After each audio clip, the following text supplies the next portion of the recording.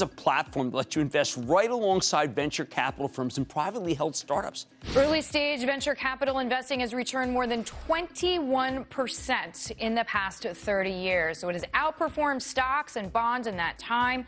And starting today, ordinary people can buy a stake in private companies. This is huge news. Well, this was a huge fall in terms of equity crowdfunding. I think we're on the cusp of a major revolution in investing opportunities for investors, small investors, and small companies. I think this is the kind of thing that could be the future of how startups get funding.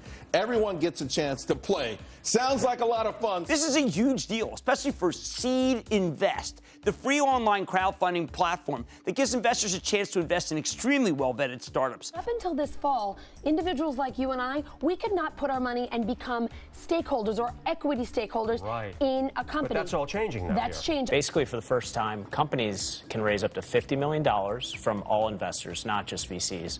And for most of the country out there, it represents the first time that ordinary investors can get into companies before the IPO. For SeedInvest, in some ways, I think, when we have a very successful show on our network, Shark Tank, in some ways, although they won't be able to influence the management, it allows people to play that role, right? Couldn't agree more. SeedInvest was built by investors for investors, and things like fairness and transparency are incredibly important to us. And Ryan's company is unusual in that respect. They don't all do that. So you need to be very, very careful. You need to look into the portal that you're using as well as the company that you're investing in. Unlike similar platforms that basically act as listing services, SeedInvest actively vets the startups that want to list on their network and only accepts about 2% of them. I think this is an incredibly exciting concept. It's different than Kickstarter and all the other things. People actually have a piece of the company that they're putting money into. I can't wait to see how this works out.